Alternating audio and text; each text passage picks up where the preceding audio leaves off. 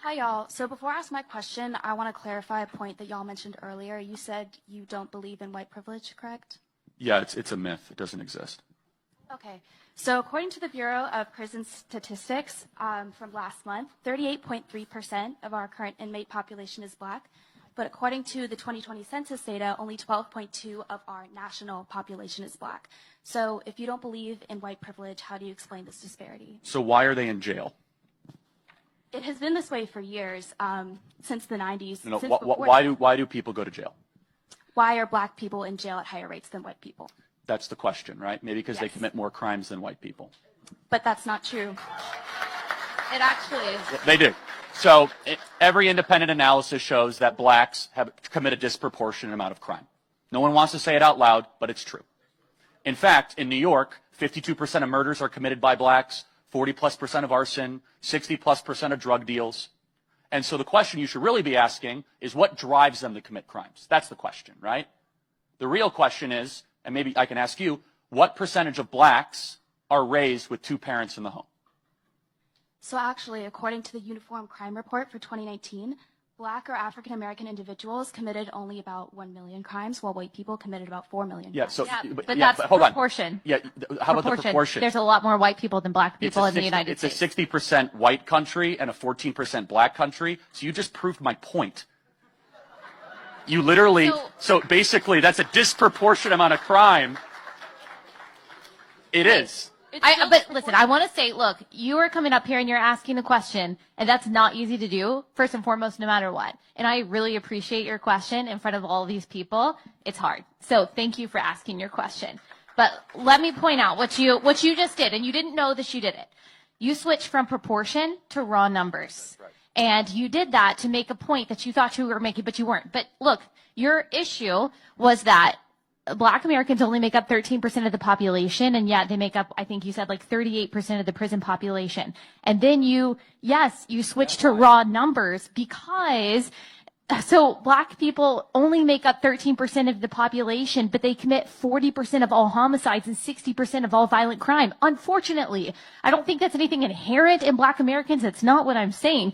That's just the fact. And what Charlie is saying is, look, we've got to look at why that is. So you're claiming that that disparity is inherent proof of discrimination. So would you also say the fact that there are fewer Asians in jail means that than white people, that there is discrimination against white people?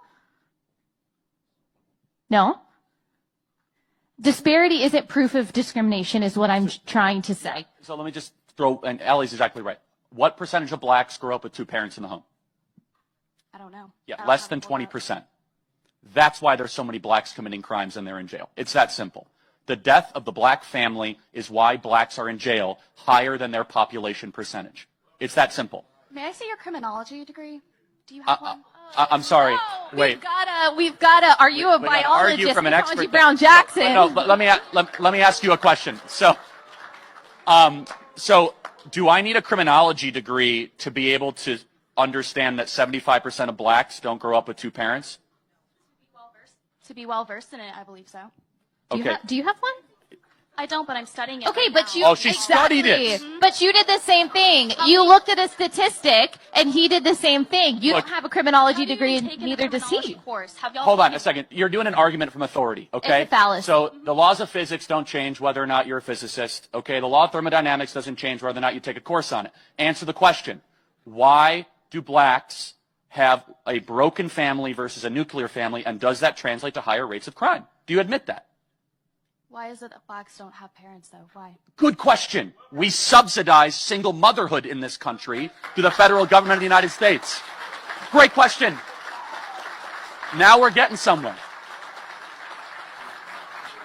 Back in the 1960s, we put forward a program where black women married the government and broke up with the men they were with. Welfare state, Lyndon Baines Johnson, and that has contributed to blacks committing more crimes.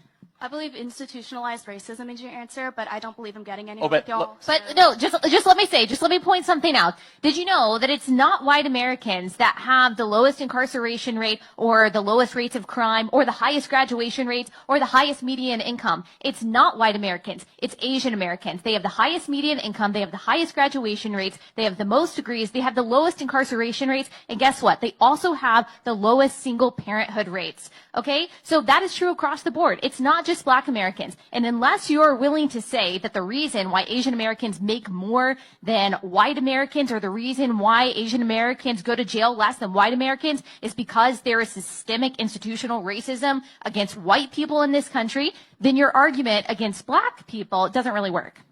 So let me ask you one thing. You said institutional racism. I got a black friend right up here. He's great. He's great. So let me ask you. Let me ask you a question. What can I do that he can't do?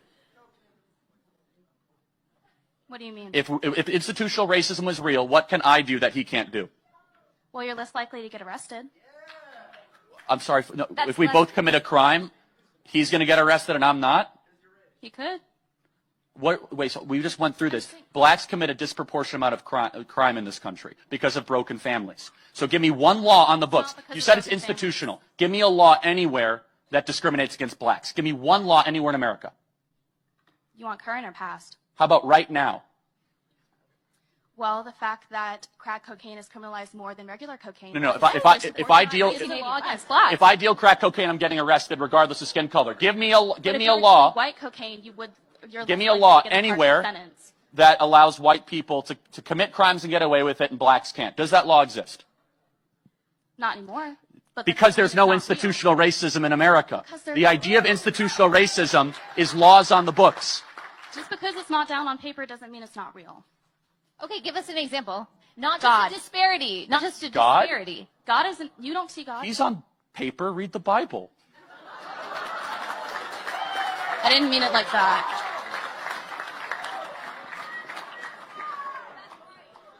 I'm getting nowhere with y'all, and y'all are not answering my question, so I'm going to end this Q&A right here. Thank you for your time.